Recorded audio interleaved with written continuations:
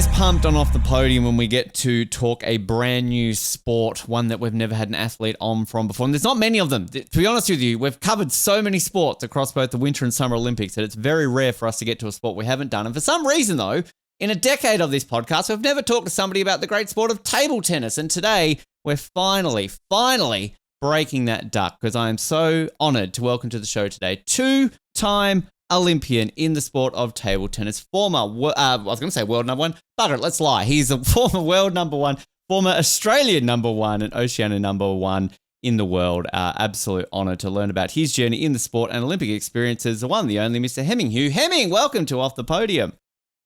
Thanks for having me, Ben. No, I definitely wish I was a world number one. Then I'd still be probably playing and making a lot of money. But look, it's definitely when you put it like that, when people put it like that, it's definitely a bit of wonderful journey. It was a wonderful journey because I don't play now.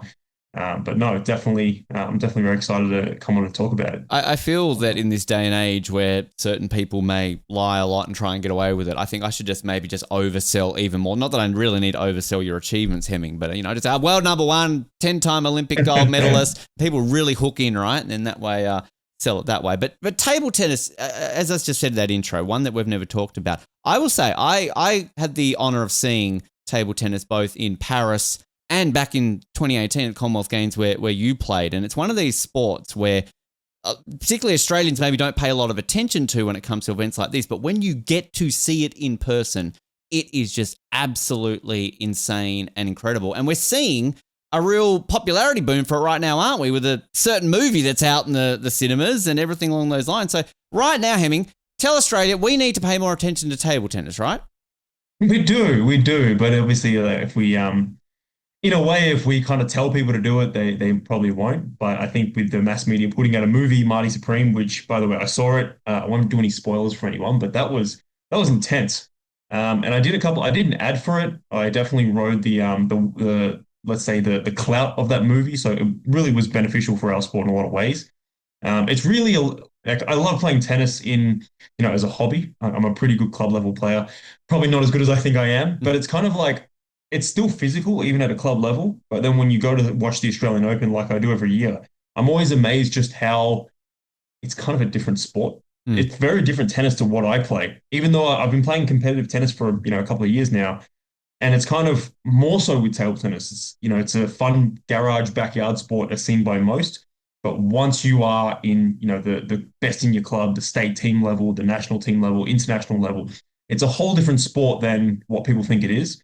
It's definitely like, I'm not going to cramp in a table tennis match like I do in tennis matches these days, but the intensity of the points, the actual physicality of table tennis is there. It's just, you don't actually get to experience and see that until you're at a pro level. And probably a lot of people see pros playing, they're like, oh, this game is actually quite technical and physical, not just technical.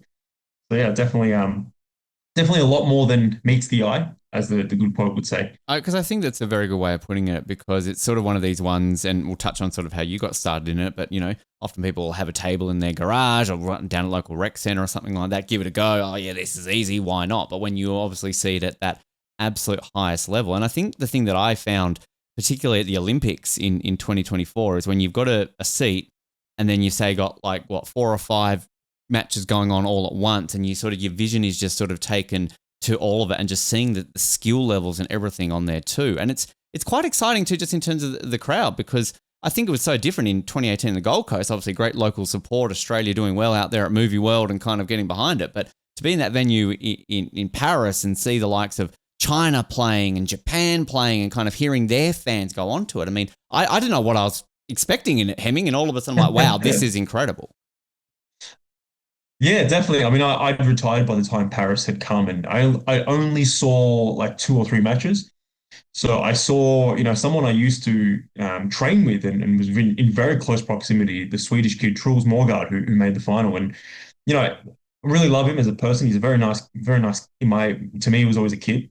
He's grown up a lot now, but he's a very nice kid. And, people always saw this guy had a lot of potential, but to see him actually challenge the Chinese, beat some of them and make the final was definitely, I think, good for the sport, and a huge cultural shock, because it's always been China winning. And in my mind, it always will be. It's just the truth. But I think, look, comparing the crowds from, Gold Coast 2018 was a Commonwealth Games, if we put it straight, is not as cool and not as big as an Olympics. It's kind of like a mini Olympics, so to speak. But, a home games when I was more or less in the peak years of my career, that was the most limelight I got. It was, 3,000 people watching every match that I played. It was unreal. So I think that obviously I'm going to come from a biased point of view because I was still a player. But that compared to Paris, I'd say similar energy. Paris is definitely probably it looked like more. I mean, I remember the same year, 2018, I played a Grand Slam, the Men's World Cup. As a solo Aussie, I played in Paris at the end of the year, and I remember I thought, people say French people are rude and this and that. It's and the crowds are nasty. But in my experience, Paris crowds, they French people really know sport a lot better than most countries. They respect it a lot more than definitely Aussies. So I think when I played in Paris, the crowd support was unreal. It was like the venue was good. It was an intimate, like 5,000 people watching, like barely like anything I've experienced. So Paris looked like, from what I saw, just a very similar kind of experience, just something that was in terms of atmosphere, perfect for the athletes that did compete. Yeah, I agree completely about the respect that the French fans and everything. And I remember having a great little conversation with somebody the day after the closing ceremony, and they asked, "Oh, what do you think of Paris?" And I'm like, "Oh, it's a beautiful city. People are so friendly." And he kind of was like, we're not usually this friendly. We're only this friendly because the Olympics are on. We're usually quite rude." But I was like, "Oh, well, in my experience, you guys have been very friendly. So thank you for your hospitality." But you started when you were 6. Heming, tell us about sort of what made you discover it, because you also were a bit of a fan of soccer and tennis as well, if I'm not mistaken, outside of table tennis. Yeah, you've done your research. Very nice. I do. We try our best on this show. No, so I typically was not like let's say the common table tennis lover who played with their mate in a corporate office, played in a garage, and just started falling in love with it. I didn't like table tennis at all when I was 6.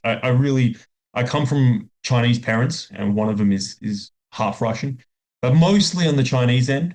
So they were in love with table tennis, and they kind of were projecting onto me and my brother, two siblings, their 2 children. They were like, "We want them to play table tennis because it's non-contact. You're not going to get injured," which is not true. You can get injured from a lot of overuse, but no one's going to punch you in the face like a boxer would. So they thought, why would our children not love this beautiful game? And it felt so pushed onto us that from about 6 years old, 7 years old, 8, they also, on top of it, forced my older brother, who's 8 years older. It's a very different dynamic than a sibling who's like the same age, 2, 3 years older. So they forced him up to coach me, which didn't go well. A lot of arguments, different personality. So I really was just like, I deep down wanted to play soccer more, tennis. I just enjoyed that. But I was too young and too chicken to say to my parents, "Okay, I don't want to play table tennis anymore." So I kind of persisted, but they saw that me and Kwame were arguing a lot and it just wasn't working out. So they decided as a last ditch effort, let's just send him to the local club. And I was about 9 years old, 9 and a half, and they really sent me to the potluck, the best possible coach at the time I could have had. I just needed someone who could kind of ignite the something that would make me fall in love with the game. And what it really was is he encouraged me to work hard. Like he wasn't praising or reprimanding depending on the results.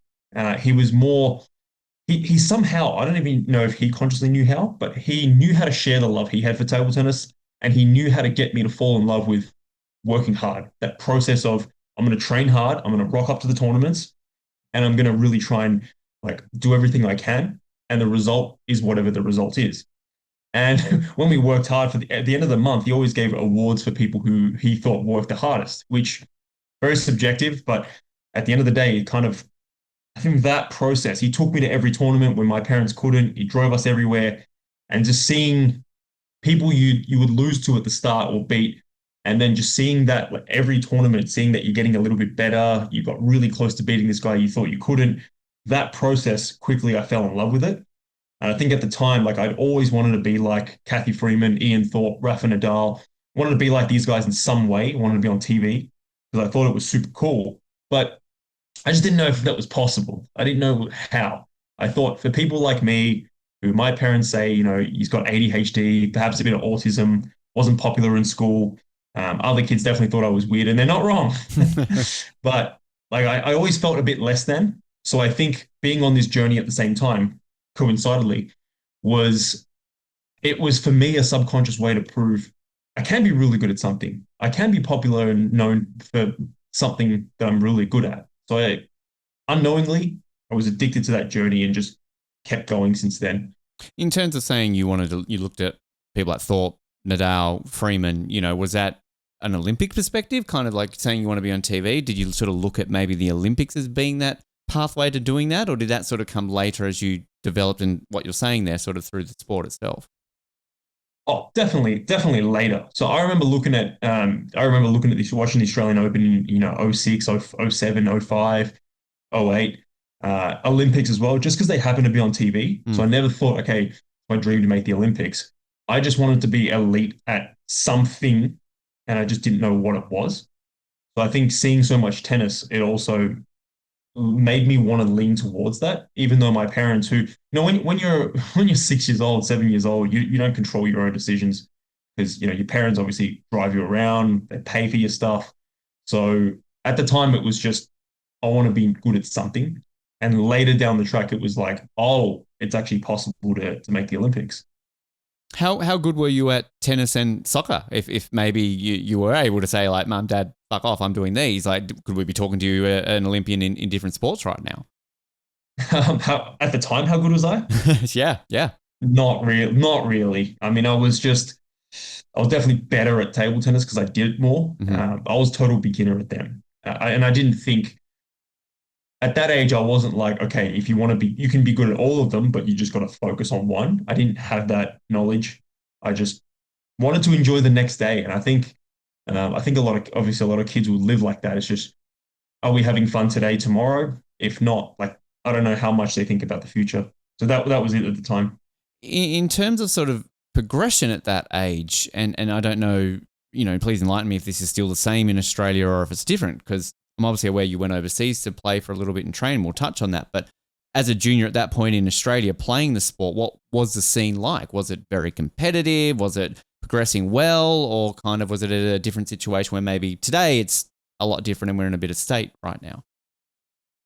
Oh, that's a good question. I mean, a lot of the questions you're asking are really good, but I this is a try to ask a really couple at least, and maybe I can get them over and done with at the beginning, and then we just get to the shit ones at the end, basically. So we'll see. Yeah, start with the good ones. I yeah, like that. yeah. No, it's really hard to say because I don't, contrary to popular belief, I don't watch table tennis anymore. Like I don't have the very few clients that I coach and I help in depth. They're more older men that let's say table tennis is a huge hobby for them. They're not little kids who are they're not as very few are very are kids that are controlled by the parents or they're trying to be the next Olympian. Most of my clients are the ones that just want to reach the next level. So as a result, I don't see any table tennis tournaments. I'm not there, so I don't know how competitive it is. I do think it is more competitive today though, just based on very a limited amount of comparison data. I know back then, I would say it wasn't very competitive in the way that I've played tennis tournaments now, state tennis tournaments, and local pennant fixtures for since 2019. I played probably once every month, but now since 2023, I've been playing like a lot of tournaments and quite regularly on the state junior circuit and state senior. So like in tennis, it's a lot more combined, like seniors and juniors. Juniors enter opens, whereas in table tennis, is a lot more juniors play juniors, and only the real good ones will play the open singles. Right. So I think tennis definitely has way more people Mm. in Australia, at least. There's a lot more competition in that sense. Um, I think because I spent so much time and years and energy and seeked out coaching, and I just got better and better and better step by step. I think from my perspective, it was always like, legitimately, why does everyone else suck?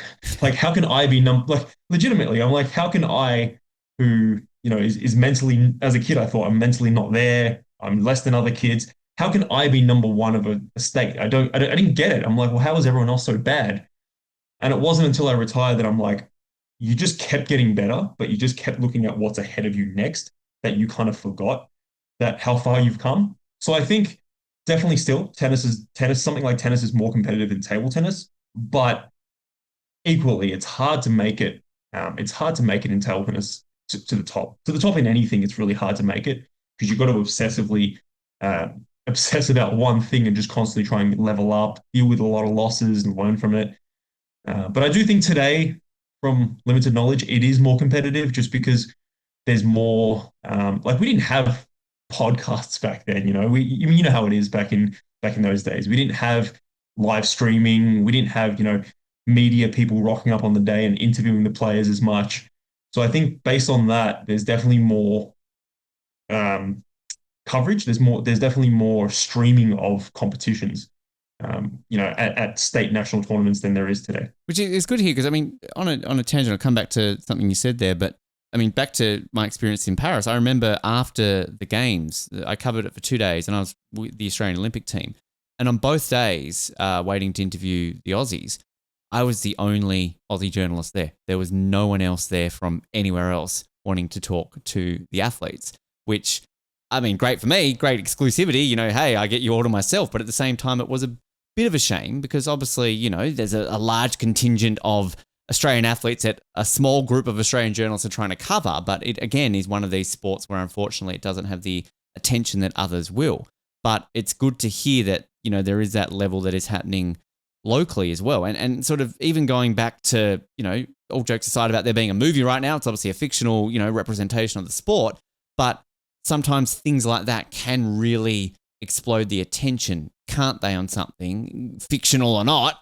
Sometimes it needs something like that in order to get a few more eyes in the sport that we can get more people involved and really bolster it for the future. Yeah, definitely. I mean, throughout now my entrepreneurial influencer business journey, I mean, my goals are different, but I'm obviously still using my profile as a table tennis ex-elite player to try and grow the sport. And you can see from China that in China, all the best table tennis players are stars. Sure, they have 3 million new players every single year and you're going to get some bad ones. You're going to get some shit ones. You're going to get some okay ones. You're going to get some good ones. You're going to get some freaks that are at the very top. But these guys, to the point, they're rock stars. Like these are these guys are household names in China. And there's a lot of big population in China relative to the world. So it is possible for table tennis to become something big. And especially now during COVID, like it's hard to have a tennis court compared to having a table tennis table. It's hard to have a soccer pitch or a basketball court compared to a table tennis table that can, you don't really need a lot of real estate for it. So I think definitely with more people growing the sport, it is possible for table tennis to become big. Will it in our lifetimes before we, like bluntly put, before we die, is table tennis going to be as popular as something like tennis? Probably not. But I definitely think we can work towards that to make the sport better. Because it's like, sure, a lot of people struggle to make it to the very top and become famous and make even a successful living off it, even though they're very good players. But honestly, I regret none of that just because the life lessons that it teaches you to become, a good table tennis player, to become a good badminton player, a good gymnast, all that just requires so much like sacrifice, picking yourself up after losses where most people would quit, investing in yourself or your parents investing in you. Let's say your education, because if you find a coach, that's you investing in your education as a table tennis player, gymnast, whatever it is. You have to learn to deal with pressure. You have to learn to, be present when the pressure's at its highest and, there's everything at stake. There's so many of these life skills that I just don't believe, a lot of our parents or school teaches us, not because I don't want to, but just because these are only lived experiences you can get by trying to become the best athlete you can be. I love what you were saying there before about when you're playing and you're just wondering, why aren't people as good as me? Basically, why are these people so shit? I mean, tying that into another quote that I read from you where you were talking about you really enjoy the aspect of the anxiety and mental build up towards the thrill of winning close matches. Does that sort of drive you into really finding those people that can really test you and really wanting to go up to the world's best, so that when you're at the World Cup stage or you're at the Olympic stage and you're playing these people who are ranked so higher than you, that's just driving you to become a better person, whereas, you're maybe not feeling that same sort of drive when you're playing people in Australia, when you are literally the best player in Australia for 5-6 years in a row, right? So I guess it's that drive to go out and find those matches to really fulfill what you're trying to seek there. Definitely. I mean, I joke around about this with my girlfriend quite a lot because my tennis level would be here, but deep down I think it's there. When in reality I'm it's like not. podcasting, Heming. I'm like, I'm up here, but I'm like, I'm just down here. I get what you mean. Yeah. But I think in like my table tennis level was, obviously not. I wasn't realistically. I was probably 150 to 400 on any given day, depending on style matchup at my peak. And I still believe, like a lot of people think, once you retire, that's it. He's just lost it. Definitely not in table tennis, right? I strongly believe, just based on fact, if I was to play today, I'm physically stronger than I was. I'm more experienced than I was. I'm been better shape than I've ever been because I understand fit in the world of fitness a little bit. So I understand nutrition, all that sort of stuff a lot more. I would be a much better, clearly a better player now, even though I haven't trained for years and years, than I would at my peak. But the thing is, the Australian level now, the guys now, the top three, four have taken it to a new level where I just wouldn't, I wouldn't beat them. I wouldn't beat them consistently enough to be the top in Australia. So I think, look, being top in Australia for 5, 6 years, it really makes me realize you're probably a lot better than you thought you were. Um, with that being said, it's like the truth is that we as Australian players, we kind of know we're so far away from the rest of the world.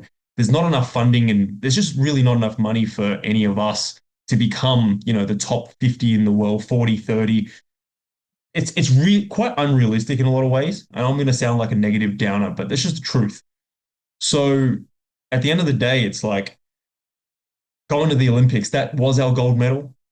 Any extra win was an extra win. But playing in Australia to make the Olympics, to stay number one, to fend off the number two, three, and other people that are trying to take your spot, those were the most nerve-wracking moments for me. And I learnt later on to learn to enjoy winning when the expectations were on you. Because as a kid, it was like, I'm 12 years old, I'm 13 years old, 14, 15, challenging the best players in Australia in seniors. And people would say, "Oh my God, that's so amazing!" Even when you lose, when you were close to winning or you challenged them but you lost, "Oh my God, like buddy, it's amazing. You're gonna get there one day. You're so awesome." And everything's just good. If you win, great. If you lose, obviously you wanted to win, but it's okay. Then when I made my first Olympics, after that, I actually had one of the worst moments in my career. I just wanted to quit because I was now 21 years old, which is, you know, super freaking young. But I started to view oh my God, I'm getting older. I'm no longer the 14, 15-year-old who had nothing to lose. Now you're established number three in Australia. You beat the number one and two like 30% of the time. And when you beat them, it's like, well, you should. You're top three in Australia. When you lose suddenly now to number four, number five, number six, who on any given day are very capable of beating you, it's suddenly like, you get people saying, "Oh, is he better than you now?" Based on one match. It's like the guy just nearly or did win the right points on a given day and anything could have happened. And you just get people saying like, "Oh, like, have you just lost it? Are you past your time now?" And it became a very different thing. And I think I had to work through giving too much of a shit about what other people had to say. Because those comments would burn me until I just learned, you know what, like people are always going to say this. They always have done this to past number threes, number twos, number ones. And I learned through in a season in Germany where I really wanted to quit. I learned to just enjoy that for myself. I had to really look within and be like, what is it that keeps me in the sport? And it was different at every moment in my career. But at that moment, I really had to find, okay, I enjoy winning when you don't know if you were going to win. That winning that last point that relief when you got through it, that sort of happiness internally, like the accomplishment that I felt was just nothing else was like it. So I think during my 6 years where I was Australian number one, the solo Aussie playing all the Grand Slams, all the, the big events, winning national championships, Oceania Cups, that really was like, that was the best feeling I could have got. And I had to learn that by losing a lot and by overcoming the giving too much of a crap about what others think. So that's a life skill that I really take with me. And I think that really kept me in the sport probably longer than I think I should have played. You basically answered our very last question in our final 10 there, Heming. So thank you for that. But I mean, that was a really great insight just to learn that, because that actually sort of led me into a question I was going to ask us in the lead up to Tokyo, because there was something I read in regards to that the delay you found almost helped you because you were able to overcome some of those challenges. It sounds like you were talking about there to get into that. So sort of through that drive and everything that you sort of overcome in that period, were you able to take a moment be it after Tokyo, sort of in the lead up to Tokyo, where that whole notion of being an Olympian hit you? That maybe it was sort of something that you were overcoming certain things after Rio, but all of a sudden it did hit you that I'm Heming Hu, I'm an Olympian. This is something that's going to live with me for the rest of my life, no matter what. Oh, I'd say at the time, no. I'd say now, as I'm retired and as I'm, let's say, a table tennis influencer online, I'm now able to realize just how much being an Olympian means. But at the time, like I had very strict parents, and I wouldn't change anything because I love them. They're amazing, but they were very strict. They were very much education based. So they were very much, you know what, like you made the Olympics and it doesn't mean anything. This is not that hard. This is legitimately what they'd say to me. They'd say, this Wow. is not that hard to make the Olympics. You won't be able to earn a living off the sport. If you play the Chinese guys, you won't even get a sniff. It really means nothing. So you got to finish off your degree and you got to be really good at school. And they would always push me to go to school, study, study, study. And table tennis is more or less like you break. So they were really, tiger parents with regards to school. And when they came to table tennis, it was just they'd sit in the back, read their newspapers, they'd pay for what I needed to do at the time, coaching. They invested a lot of money into me playing table tennis and getting to that point of Olympics. But when it came to tournaments on car trips home, 99% of the time they didn't. They cared, but they didn't say anything. They let me pursue it myself. And I think that's why I felt so obsessed with table tennis because it was on my own terms. And I do believe, a lot of parent coaching relationships don't go well for the most part because it's just like I want them to be my parent. I don't want Of them to course, be yeah. like my teacher. So I think that, like looking back at it, then yeah, I think at the time when I made the first Olympics in Rio, there was a moment of oh my god, like I was the first guy to qualify for Rio. I was the first guy to know unofficially that I am going to go. So I just wasn't allowed to say it on social media. But I remember then I'd been anxious about the qualifying. I wasn't able to sleep legitimately. I might have tournaments where I can't sleep or I can only get like 3, 4 hours sleep the night before, and the adrenaline will get me through no problem.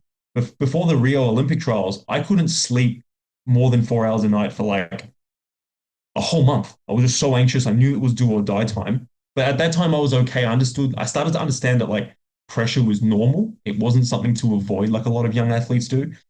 And making that, there was a moment of, oh my God, I cried and I said I'd never cry again after losing television matches or winning, right? But remember then it was like I hugged my brother, my brother's girlfriend at the time, now sister-in-law, and it was just like, wow, I'm really going to the Olympics.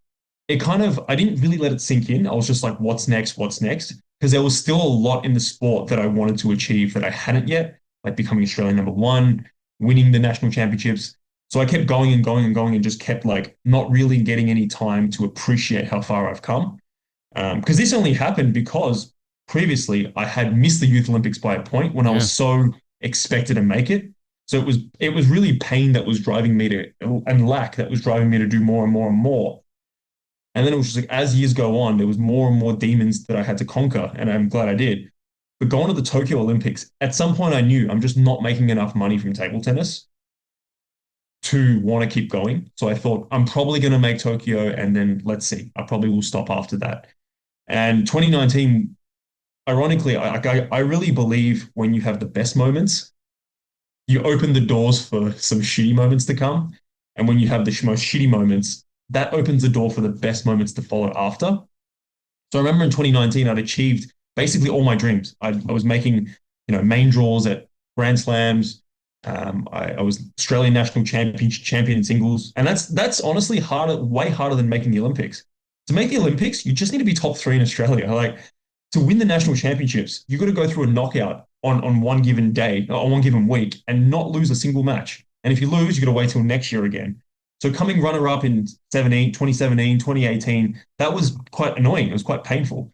So 2019, I finally achieved that goal. I went to another Grand Slam that was my favorite tournament because you got to pay a lot of money for it. So I remember that year was just basically perfect. Like I didn't put a foot wrong the whole year.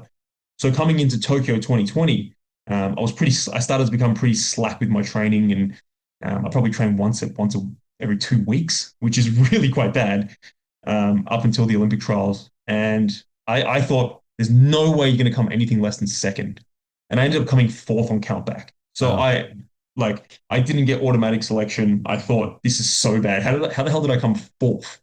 And worst of all, I had one of them who was a 15-year-old boy come ahead of me. Like that kid now is better than I ever was, but it was just such a moment of like, how have I dropped this much? And realistically, it was just one bad tournament, but it was also that other people were on the way up.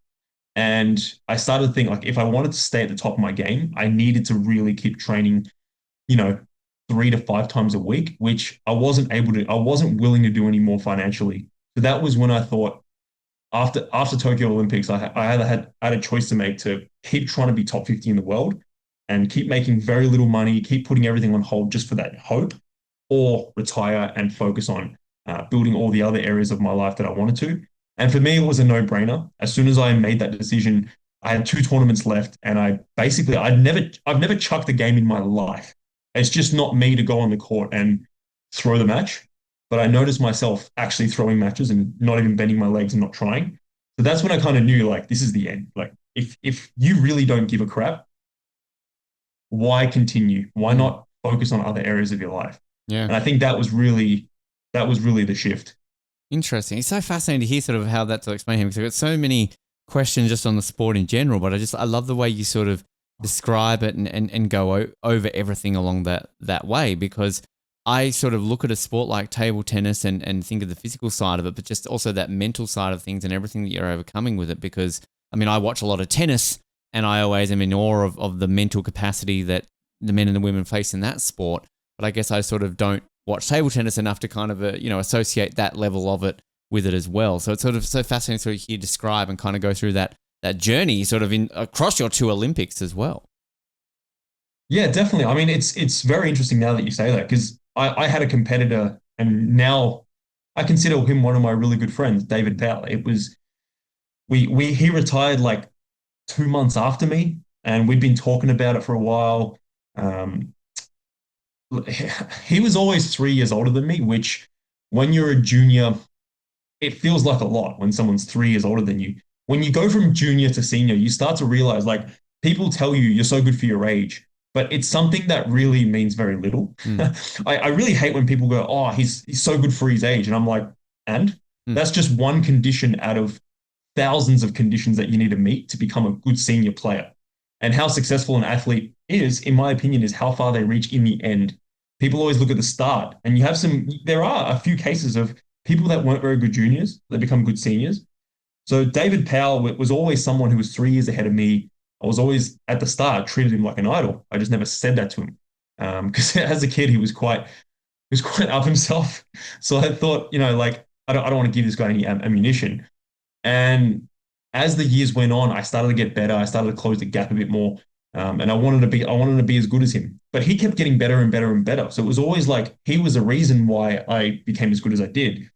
And then at a certain point, it was like I retired before him. It's like that 3 year age gap meant nothing. Yeah. And when you're seniors, you don't look at who's 2, 3 years older. I mean, there's so many more other factors. It's like if someone's got a child and they have a full-time job, that's way more of a determinant of, how someone's career is going to go than if they're playing full-time. So I think really he stopped. It's interesting you say what you say because he stopped because he didn't like the pressure. He didn't like, waking up on the day of the tournament, feeling super anxious, not being able to sleep well the night before, preparing the drinks, organizing the hit up before the matches, playing the match, not uncertainty. He enjoys hitting table tennis balls. Whereas I enjoyed hitting table tennis balls for most of my career, but throughout the end, I'd done so much of the same drills, the same plays just for the purpose of excellence. Because people will play sports like tennis and table tennis and say it's really fun. And that's great, right? When you play a lot of games, when you hit with your mates, it is fun. But playing for fun and playing for the purpose of excellence, they're not mutually exclusive completely, but often they do contain a lot of different things. Like I've seen a lot of professionals, they have the most painful losses they have. The next day they're working on the things that cost them the matches. They're just repeating a drill for like 30 minutes straight. That gets very boring. Once you've hit millions of table tennis balls doing the same plays, the novelty kind of wears off. So for me, it was very much I stopped hitting. I stopped the pure art of the sheer art of hitting table tennis balls, I stopped enjoying that very, very long ago. I just enjoying the uncertainty, the pressure, not knowing if I was going to win. That was what I enjoyed. Mm. Could I achieve that? That's what really kept me in the game. So I think when I realized I wasn't going to be top 50 in the world anymore, if I kept training really hard, I could maybe make another Olympics and stay Australian number one. It wasn't worth it for me anymore. And I had to be realistic. So I think now moving on as to tennis, it still gives me like I genuinely enjoy hitting the tennis ball and I can just enjoy trying to get to the next level, those pressure matches. So I think I really found another way to enjoy it. Whereas, yeah, hitting table tennis balls, personally for me, got very, very old. Fascinating. Very great way of explaining it all, Heming. I'm just drawn to every word you're saying, sort of how you're doing with that. I mean, just on the physical side of things, outside of the obvious of, being fit to hit a ball, as you're saying, there possibly millions and millions of times in your life. What are some of the gym work? What's a table tennis player doing at the gym? What are the focus points that you sort of have to train on that side of things? Well, this is a great question. This is a fantastic question. I always love when we get a new sport, Heming, because I can put my two and two together, but I'm always wrong, so I don't even want to guess what you're working on because I never get it right. No, I'm wrong a lot as well, so I don't want to I want to stick to stuff that I.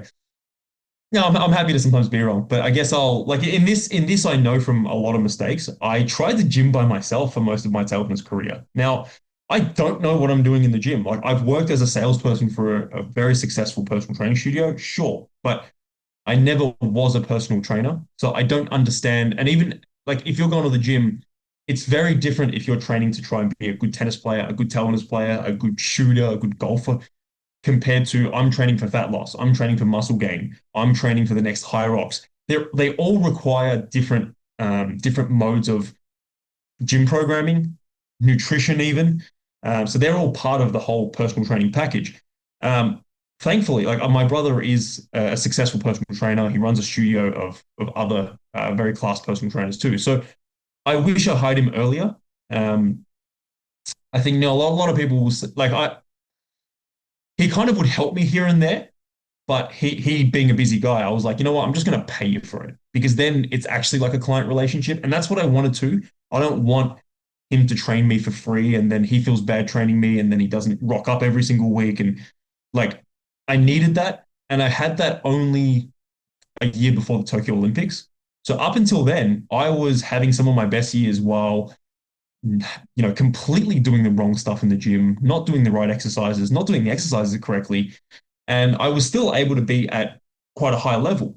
Um, so I think one that shows nothing is going to be more important than injury prevention is the most important thing when it comes to physicality, but nothing is going to be more important than being good at the sport itself. Like sometimes you see even a really physical sport like tennis. In tennis, table tennis, you see guys that are like obese, 50 kilos overweight, and they still beat people that are very in shape. Now, because that is like 95% of it, it's going to trump any physicality. Now, when the margins are close, when you have high level players and it's all about very small details and windows of opportunity, yeah, physicality is going to make a difference. And before the Tokyo Olympics, I was in the best shape that I'd ever been. I'd really, lost any sort of belly. It's always a little bit chubby, even though people don't think it or look it from, me having a shirt on. But I never really understood dieting. I never really understood like what amount of calories would keep my body fat, body weight the same, etc. I didn't understand that. So I just ate whatever I wanted to. And I kept in okay-ish shape because I moved so much. But I'd never really been like lean enough to be at my absolute peak. So I think those years in Tokyo when I knew that I got selected for Tokyo, which is well after the first two guys, I lost the tournament to a young up and comer like 4 months before the Olympics, and my brother just basically he supported me that day, but then he was like, "Bro, like they're hitting balls into your middle, and you're just so slow because you're carrying like 6 kilos extra body fat than you need to be, Wow, and we need to change that." So that was just like no negotiation. Olympics is in like 4 months, and you're going. You need to really trim down. So we started. I finally got opened into the world of personal training. He fortunately was a state team top player in the past, and he likes training athletes specifically. So if I found a personal trainer that was really geared towards bodybuilding, it wouldn't have worked. So thankfully I had him. He really we cleaned up the diet. I trained more, and over the years, I've kept having a very good personal trainer. He still trains me to this day, but obviously it's towards tennis performance. Um, so it's something I wish I did a lot earlier. I would have been a lot stronger. I would have been a lot more agile. I would have had that extra 5 to 10% that I never had up until 2019, 2020, really. It's fascinating to hear all that, because one thing I always like is imagining you guys at the gym at the Olympic Village, and you're just all looking across the room and you're trying to guess which every, athlete, what sport every athlete's doing. And I would love to see if there's like people sitting around going, table tennis player. Like it's sort of just based on, obviously there are certain sports where it's probably more obvious what they're doing versus others, but then there'd be sports like table tennis or, some other sports where it'd really be hard to guess what they're doing based on the workouts that they're doing.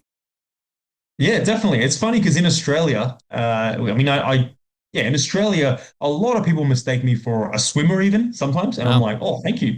They mistake me for a soccer player. Well, yeah, huge compliment. They mistake me for a soccer player. They mistake me for a athletics guy.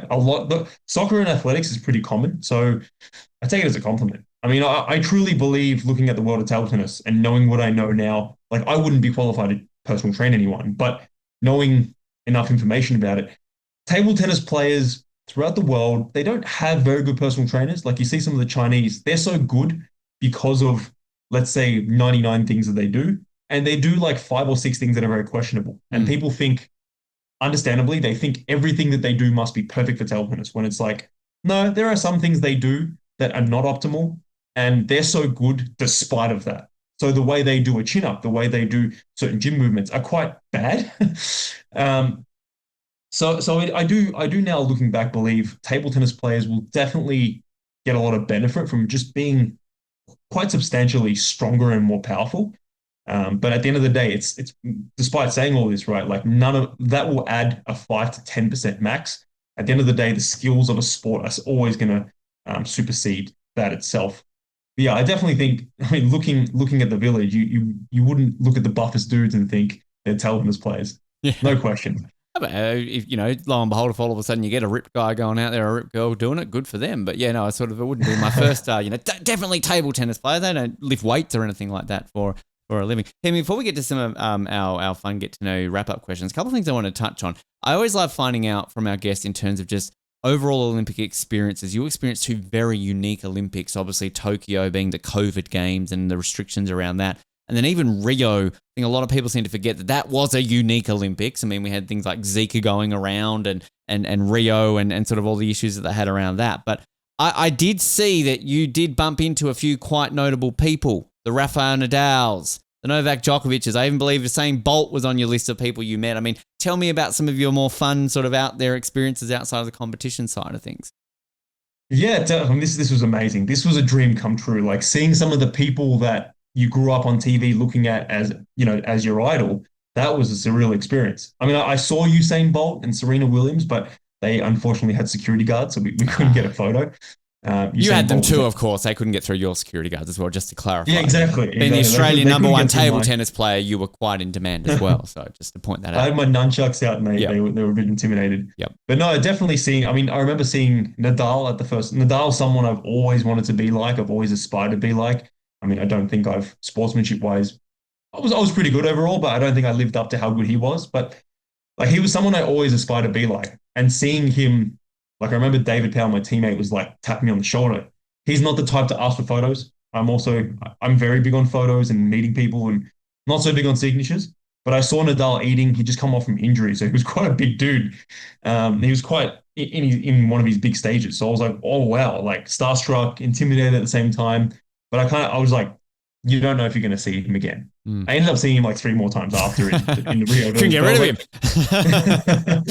him. I just don't know if I'm going to see him again. So I came up and I'm like, hey, I know you're eating Rafa and you get this a lot, but like you're a hero of mine since as long as I can remember. You're the reason I played sport. And he was like, that's very nice to hear. Come and take a seat. And he's like asking me what sport I play. And I'm like, table tennis. And he's like, Uncle Tony, I'm going to beat him on the table tennis table now. He beat me last time, but I'm going to beat him now. You're answering one of my other questions about impersonations. You're doing well, Heming. Thank you very much. Yeah, of course. Love him. And then, yeah, I mean, so on the same day, I saw Novak Djokovic. I felt bad. I am a huge fan of Novak. I know he's very polarizing, but I saw him. He was trying to do a squat session, and he had like 50 Serbians surrounding him. I was like, look, I hate to do this, but it's Novak. I have to. And he was getting quite annoyed, but it was like the guy is just trying to do a gym session, and everyone's crowding him. Yeah. So it was like it's a level of fame I don't think I'll ever reach. Who knows? But right now, obviously, don't come close to that. So it was a glimpse of like, oh wow, there's like some people know you. There's like a level where some people know you. Your local club thinks you're a hero, but then there's like mass media famous like these guys, and it's crazy. It was just crazy to see like even amongst the Olympic, like I think there the biggest thing is like if I go up to them at the Australian Open, it's like, all right, it's just another fan out of billions. But if you go up to them in the Olympic Village, it's like, oh, what sport do you play? It's a fair bit more like, oh, mutual respect. Mm. But still, I think when you're Serena Williams, when you're Novak Djokovic, when you're Nadal, at the end of the day, it's still amongst the village, people still know they're by far the top dogs. Yeah, there's a reason back in Barcelona why the Dream Team stayed in a private yacht and not in the Olympics. I mean, I always love hearing those stories because at the end of the day, you're all Olympians. I mean, yeah, you might be Novak Djokovic or Rafael Nadal, but they're an Olympian just the same as you. And it is always fascinating to kind of hear those stories because, I mean, we've had people on this show who they're the ones who people are coming up to them and asking them for photos and autographs and stuff like that. But they're just like, well, I'm just here to do a job like you are as well. So it's fascinating to kind of hear that. And Rafa's often one that often people talk about in the show that they've met in the village and similar stories. He just always seems obviously very inviting and warm and friendly and all those kind of things. I remember in Paris, I didn't get to go to the village, but in the media center, there was one of the days that the Team US athletics team were rocking up. And I sort of went to the bathroom. And as I was walking there, like Noah Lyles is like walking towards me, heading to the press conference. I'm just like, like, having to be professional because I'm in an Australian team uniform. I can't sort of fanboy out, but I'm just like, it's Noah Lyles. There he is. All right, cool. That's just normal. This is what I'm here to do. So, it's kind of a weird experience in a way, right? Because you're like seeing him on TV and it's like they're goldenized in our brains. But then when you actually see them, you're like, huh? Yeah. Real, just normal looking human? How can this be? Yeah. You sort of real pinch yourself sort of moments. Just on the impersonations, how do you discover you can do these impersonations, Heming? Like, do you just sit in front of the mirror and go, I reckon I can do a Rafa or a John McEnroe impersonation? Or does it just come out one day and all of a sudden people go, fuck, Heming, you're really good at this. Keep doing it. I think so. I think like when you're a young kid, at least for me, when I was a young kid, if I said something and people around me were just like, that's not funny, bro, then I would have been much more inclined to just stop it. But I remember the first time like I had a really angry coach for a period of 2 years when I was like 12, 11, 13. He was just a real aggro guy. And I remember me and a couple of other mates were like, especially me, was really behind his back, ripping into him the way he speaks. And other people were finding it funny. And I'm like, maybe I'm all right at this. And then I started like just because I watched a lot of tennis, I would see, the same mannerisms that I was like touching his ears, picking his nose, pulling his ass. I would see the same things and hear the same words again and again and again. And I'm like, And then I remember when I started to really fall in love with tennis, like 2015, 16, I started to impersonate a lot more of these guys. And my local uni friends found it pretty funny. And I'm like, you know what? I just started to, like, when I would see some, Ian Thorpes and all them, just to try and get attention, I'd try and do these impersonations. And when these guys start laughing, I'm like, oh, you're definitely good at this. Yeah. And when some channels started saying, can you jump on and do impersonations for Channel 7 or whatever, I'm like, okay, you're definitely good at this. Something's working with you. So who's your best? Who do you think your best is or your favorite that you can do? Well, I think Nadal's the easiest. Mm-hmm. So I don't want to, I mean, it's the easiest to nail just because he's so easy to do. But I definitely think my Novak Djokovic, just because it's a bit harder to do. Give me some Novak. Give me some Novak, because he's very distinct, Novak. Can I get some Novak? I've dealt with this for 20 years in the crowd. You can't touch me. It's very difficult to when I'm pissed off at the crowd. It's very difficult to beat me because, sure, my opponents are tough, but I've played this sport for 25 years. When you were in your diapers, so on grass in the Australian Open. I still believe I'm the favorite to win. When I win, I'm going to play the violin. Wow. No, Novak, while I've got you on the line, can you fully endorse Off the Podium as a Great Olympics podcast, please, Novak? Well, off the podium, it's a fantastic podcast for everyone listening. You get to hear behind the scenes of all the athletes. It's not easy, especially like me, when you now have my youngest kids, Stefan, my daughters, and now I have to hug the tree and find my new purpose and mission for playing the sport that I love since I was a little kid. That's brilliant. I'm going to. I wish we had radio ads. That would be, Novak Djokovic doing it. Fantastic. I mean, he was hugging trees the other day, wasn't he? We're obviously recording this when the Australian Open's on, and I'm like, there he is hugging his tree. That's fair. I mean, are there ones that you work on as well? Like, do you sort of keep an eye on, like, the Sinners and the Alcarazes and go like, oh, I can get these guys eventually. Keep working on them as they go along. I think Sinner's a bit tougher just because it's like, yeah, he's so nice, and I don't think I have that in me. Alcaraz is very easy. It's like to play Janik, yeah, always going to be difficult. But he speaks like I can't understand what he's saying half the time, so it's hard to be that Spanish. Yeah. But I remember Stefanos Tsitsipas. I thought he was going to be an absolute asshole. Just like I never was a huge fan of him, and I think if I was competing with him, if I was neck and neck with him, I think he'd probably not be the nicest dude to hang around. But to me, he was very friendly. Like we spoke for 15 minutes, and I'm like, he really didn't have to do that. Throughout that 15 minutes, there were a lot of like hot girls stopping him for a photo because, like, him, he's like the Greek god that everyone, all the girls fangirl over. Sure, they work for you there, Heming. You sure? You're absolutely positive? 50-50 split. You never know, right? Not really sure. No, but I remember meeting him, and he was like, I remember I brought up, this was when he lost the French Open final to Novak, and he was 2-love up. I was kind of starstruck because it's like, at the end of the day, he was world number 2 in the world, world number 2 at tennis, and he was in his prime. So I was like, oh man, I saw you play French Open last week. And then I'm like, oh, you shouldn't have said that because you just triggered him. And he goes, oh, please don't remind me. And we're talking about idols, and I'm like, man, what's it like with Rafa? He full gave me the rundown. He's like, for Greek tennis, Roger was my idol, and he was a lot of people's idols. So I thought, oh my God, that's a pretty good Stefanos Tsitsipas. Yeah. You're doing well. I mean, there's what's his name? Matt Friend is a guy who does like a lot of the Trump impersonations. And then there's the Connor, he does the F1 impersonations. Connor, I can't remember his last name, but like he's made a living out of it. I mean, you're becoming a social media star in your own right now, Heming, but it's sort of that level where they sort of do it, and they're doing full press conferences with themselves and all that kind of stuff. It's very fun. And what's funny with that? I have a good friend, pretty good friend, Elliot Loney. There's a couple. There's Josh Berry. He does it. He's, in my opinion, the best. Mm-hmm. He can do a Roger Federer, which is really hard. He can do like John McEnroe perfect. He's probably the most spot on. I would have seen some other guys who do the F1s. I don't follow the F1 as much, but I think I would have seen them if I don't see the face. Names I'm not quite good. There's definitely one guy. He also does a lot of his name's Connor. I can't remember his last name. It might be Evans off the top of my head, but he also does like a lot of golf. So he does a lot of golf impersonations, and he does a lot of Premier League impersonations. But it got to the point where they brought him out to like F1 races, and he's basically doing interviews. Like he does a very good Carlos Sainz, so he does an interview with Carlos Sainz. It's very funny. It's very, very clever in what he does. I mean, on your social media side of things, one thing I love sort of is watching everything that you're doing on there. You do everything from tips, coaching, right through to you did your appearances at like Village for Marty Supreme and everything that. And the one I wanted to touch on, this is going to be dated by the time people hear this, but at the time of recording this, the Heming Hu Cup. Like is this like the new Australian championship that people need to get on board with? Because I think all these levels of your social media stardom now, Heming, is making this grow and grow. The Heming Hu Cup's going to be the biggest table tennis tournament in the world soon, right? Well, that's the hope. Yeah. That's definitely the hope for sure. I think, look, I mean, I created this cup.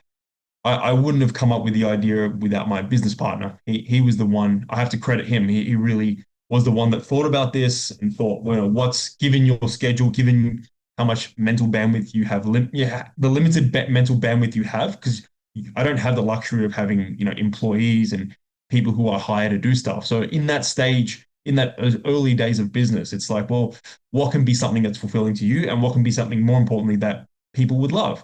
And the Heming Hu Cup is definitely something with the idea of giving them a nice, prestigious tournament that's really like a dining experience, and it is basically better than what else they get throughout the country.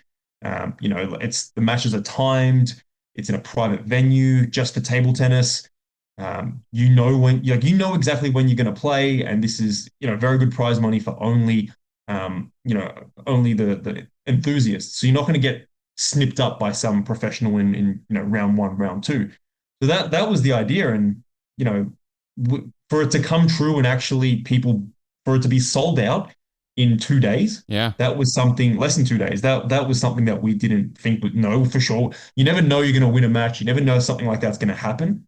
So to see the community support get around us and support it that much was really, it was really quite heartwarming. The social media stardom is what I'm saying. It's because you're a star on social media, right? This is like people want to get involved. Do they actually get a little cup with like your little face on it? Is it like an actual Heming Hu cup that they do win?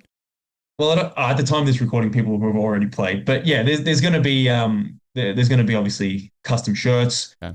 We don't have a cup for this one, but we do have checks, so that will be people probably prefer them. I reckon probably might. I think so. We thought about it, and I think the next time we run it, whenever, whoever we run this for, like it's just going to be better in so many ways. Like your first anything is never going to be.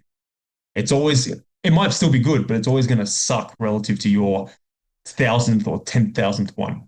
I just picture a little face of you on a cup. Like at the Olympics or the Commonwealth Games, when you get in the podium, you get given like a little mascot. Like they could give a little baby Heming Hu, like little plushie. You can give them out in the podium. Those are cool. Yeah. Those are really cool. Yeah. So, I mean, just little things that I'm thinking out there that you could, grow this further on, right? Just saying your impersonations. You could have Novak presenting the trophy, dress up in just all the little things out there. Heming, we wrap up every single interview with a set of 10 random get-to-know style questions. You've literally answered number 10, but I'll still ask you that when I get to it. Still ask me. But I'll get to the first one. The one thing you never leave home without when traveling to a competition, and you're not allowed to answer your racket. That's an obvious one, right? So this can be a tennis competition. This can be a table tennis competition. It can be anything. You're obviously a tennis player now, so we can talk that, or back when you were playing table tennis. All right, something I never leave home without to my competitions. My phone. My phone, because I'm going to record the matches and see what went wrong, what went well, see some beautiful shots, and then be like, yep, posting that one on Instagram. Which I do love. I love the stuff that you do post on this, because it's sort of it's a great sort of look at it, and sort of there was footage of one from the Commonwealth Games where there was this great shot that you were playing, and just things like that where it's just like absolutely amazing to see. So keep it up. I love sort of watching memories. it. This one I'm so intrigued about, because I read that you were very superstitious in your playing days, that you were very particular about things like water bottles and placements and that. So this question is a tradition or superstition you follow before every big competition. So I'm very intrigued for your answer here. Oh, this is a bomber. All right. So I used to I still do look up to this guy called William Hensel. He's the GOAT of Australian table tennis. He's 13-time Australian champion, literally like being close to beating legends of the sport. He was super superstitious. Probably not going to love me sharing this, but he was like next level. Like even if there was a little dust mite on here, he'd get rid of it. Otherwise, he couldn't focus. So he was next level. And I remember I would be this. I probably was close. Like my drink bottles would have to be the right way. I was trying to copy Rafa in a lot of them. I'd have to have my shirt tucked in. There'd have to be nothing on the court. Everything would have to be like in line. Otherwise, I couldn't focus. And it just becomes something I did. But it took so much mental bandwidth that I think it started to affect my actual performance a bit. And Hensel was like, hey, like, he's not joking. He was like, if this goes too far, this could become a mental disease. You have to take care of it. Wow. And I did that because, like, even if your idols say some wrong things, you kind of just like whatever they tell you, you follow. Yeah. And then like someone who is where you want to be, you follow everything they give you. And nowadays, having seen a bit more of big picture, what matters more and matters less, I still can't get rid of it. I'll play tennis matches.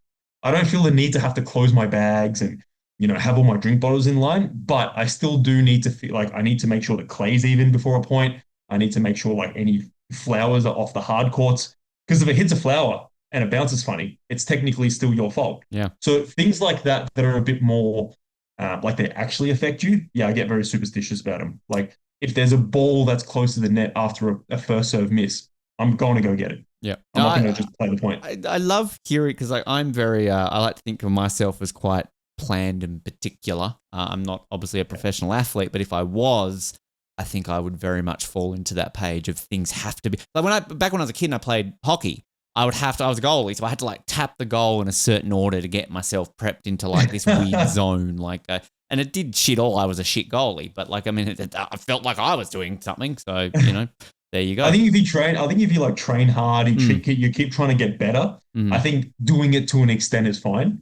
Like if I notice I keep losing a match in these shirts, I'm going to stop wearing that shirt. Yeah. Like personally, I just believe things like that, like they're not gonna give you a mental illness. I think it's not as big as people say it is. Everyone's got I think they're fine to an extent. Mild OCD's okay, right? Like, I think we all are on the spectrum. I think everyone's on the spectrum to some extent. Exactly. I agree with that. A song that is on every one of your pre-competition playlists, no matter what. Oh, I don't feel the need to have music before a match anymore. Okay. But I remember back in the day, what was it? I think it was like David Guetta was always my guy. Yep. Okay. Yeah. I didn't do the whole like Eye of the Tiger. I don't think I was ethnic enough for that. I just like that question because I find there are some sports where you assume they're going to say something and they say like, I mean, I always bring this up, but Terramina Jr., a great friend of ours, a boxer, and you think boxer's going to be real like energetic. Well, he's listening to like Jack Johnson. He's just chilling on a beach somewhere before he gets into the ring, and you don't think that's going to be the case of boxing, is it? So no, you think you'd be like a killer song exactly. But it's like I think for me it was like, and probably for a lot of athletes, it was I liked playing in front of a crowd, and whatever made me feel like this moment was bigger, that was the kind of music that at the time it kept changing, but whatever music made me feel like this moment is now, the moment is bigger, that's what works for me. That works. Probably works for this guy as well. Yeah, probably. I mean, he did all right, so that's all right. The most unexpected or funny direct message you ever got as an Olympian? Oh, I had this guy who would respond back to all my posts and stories and call me daddy. And call you daddy? Okay. Yeah, he'd call me daddy. He would ask me out on dates. Cool. At first I was like, this guy's just taking the piss. And then I started to realize he's actually being serious because he approached some other Asian table tennis players too. Oh, right. He had a type then. Yeah, type. Basically. All right. Did you take him up on it? You got on a date with him at all? Or I did not. Not quite there. All right. Well, maybe one day he threw out a line and he got lucky. Who knows? Good for him. Maybe. You got to shoot your shot, right? You never know. Game, right? You got to get out there at some point. The weirdest thing you have ever eaten at an international competition, and did you like it? Oh, the weirdest thing I've ever eaten. Now, I think I'm a big pansy when it comes to like adventurous foods. So I've seen someone who were in China eat scorpions and all that, but like the slightest thing I will not eat it. So I'll probably say, I mean, this is Chinese culture anyway, but chicken feet. Yep. What is it like? Probably chicken feet. That's probably as wild as I'll go. Okay. I'm a real boring guy when it comes to food. Hey, I'm with you there. I see chicken feet sometimes at the supermarket, and I think, why? But I'm sure they're nice. So actually, I don't know. Your ultimate on the flip side of that, your ultimate guilty pleasure meal after a big competition. Ooh, all right. So if I've had a really big victory or if I've had a really painful loss, it's always going to be juicy fat pizza followed by the most delicious ice cream. Oh, that good. could be a crepe, that could be a waffle, that could be a frozen yogurt from a froyo shop, that could be like a dirty ice cream. Good. And it'll just make me forget all the pain. What's your go-to pizza? What's your favorite pizza you like? Something with chicken. Something with barbecue sauce, peri sauce, and chicken. Oh, yes. Onions. Speaking my language. I like that. There you go. People need to stop asking these bullshit pineapple on pizza. Yes, and I talked about the real stuff. Who cares? Like, who gives a shit? There's better pizzas than pineapple on pizza, right? Like, come on, go for that way. If you could swap, I mean, you kind of have swapped sports. You're playing a different sport now, but if you could swap sports for a day with another Olympian, what sport would you choose, and how do you think you'd fare? All right, so let's say we can't use tennis and table tennis. Okay. I would. Oh, that's a good question. Winter or summer? Winter or summer. Okay, yeah. I definitely wouldn't pick canoeing with Jess Fox because we did that once. I did. I went to Sydney. We did a shot at film where she did table tennis and I did. Really? Canoeing. Oh, okay. I need to find that. There you go. I don't know if they released it, but I fell over in like 10 seconds. That's something I want to see. I fell over in less than 5 seconds. Wow. How did she go at table tennis? She was actually pretty good. Okay. Like she didn't want any pointers. She was just like, I just want to hit balls. She was super competitive, fiery, which probably is no surprise. So I wouldn't do that one. I think I would probably, yeah, let's do it. I would be Grania Somerville for a day. I think Okay. I would do badminton just because Yeah. at that level, at a beginner level, badminton sucks.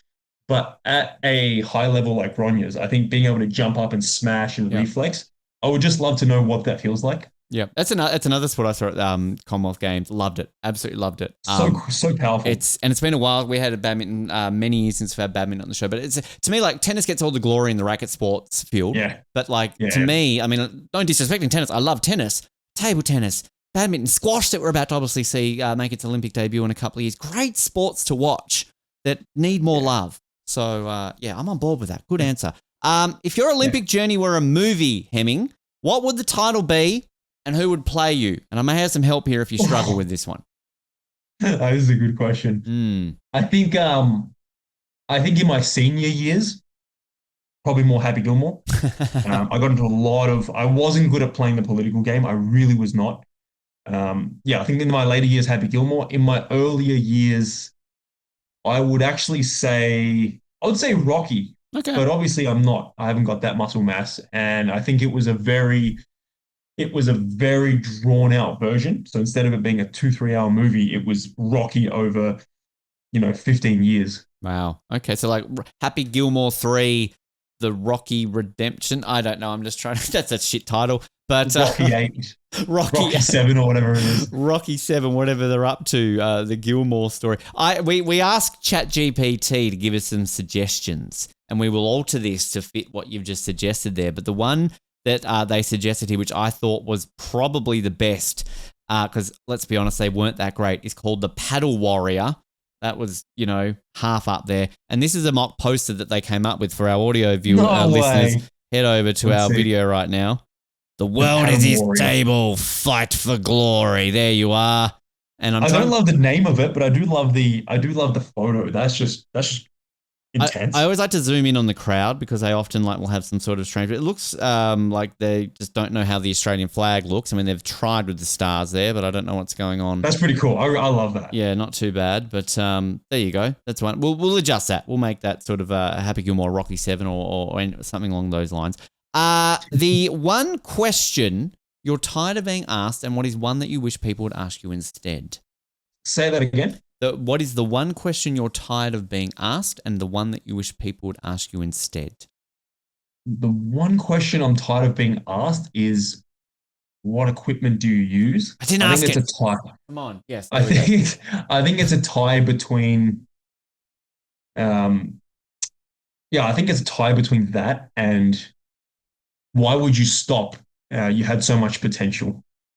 That's probably yeah, on par with the most annoying questions. And what was the other one? The Is question there that I would something that you most wish? I mean, when I say one that you wish people would ask you instead, or maybe is it maybe even more a topic that you wish people would ask you more that you would like to talk more about? something I wish people would ask me more of. Yeah. Oh, um, I wish people would ask me more just how long is real, like the realisticness. What are some myths about getting good at sport or anything? And what are some realistic truths to it that most people wouldn't necessarily believe? Good one. I like that. I take these notes down for future interviews, Hemming, so it helps me out in my job. Last one, as I said, you've basically already answered this one, but if there's anything else you want to add to it, the one lesson you've learnt from losing that has shaped you more than winning. So the one lesson from losing is that it's it's got a bad name, losing. It's you didn't reach the goal, but you got way closer because there are lessons there to be learned. Mm. And really the best people, the best athletes in the world at anything, right? This I'm very confident in. The best athletes in the world at anything, the best at anything they do, they're one of the big traits they have is that they're willing to lose more than most people are. Now I look at a lot of young athletes I've mentored in, even in tennis, I've mentored some young athletes to just give them that mentality of trying to be good in sport. I look at their results in hindsight now, and it's like you gave up in your third year of competition when you were just starting to get good. And it's like, from him and his parents' mind, it was like, oh, we've played for so long and we're just not seeing the progress. It's like 3 years is nothing if you want to become excellent at something. It takes at least 10 years. And that 10 years, like the world champion has lost so much more than anyone else. They've also won more than anyone else, but the price of the cost of being good at something is that you're going to lose a lot. So you may as well come to terms with that instead of demonize it and see it as something that drags you down. Great answer. Again, as I always say at this point, that's why we ask that last, because it always ends with a great sort of answer that brings it full circle. Heming, I've mentioned a few times that you're a social media superstar. People want to follow you on social media, Instagram, TikTok. Where can people find you to get on board the Heming Hu train? A great question. So at the moment, Heming_Hu21 on Instagram, and YouTube is just Heming Hu. That's where you'll see my table tennis tutorials, take on a pro challenge, mostly all table tennis stuff and a bit about my personality. You can go to Athlete Success Journey, where I share the mindsets and the mentalities you need to get good at anything, where I show me trying to get to a good level in tennis, and also the Heming Hu Cup on Instagram, where we share the tournaments that I run. So that's where you can find me. The Heming Hu Cup, like I strive to have a cup named after me one day, Heming. So you've achieved life goal, I think, in that level. It is a good one. It is pretty special. I'm not sure. gonna lie. Yeah, no, I can imagine. It has been an absolute honor to have you on the show to learn about you, your journey, the sport, and everything else in general. I mean, best of luck with everything you've got moving forward, and we look forward to seeing how everything else progresses between now and the very long storied history of the Heming Hu Cup as it continues to grow. Definitely. Thank you so much, Ben. Thanks for having me, Ben.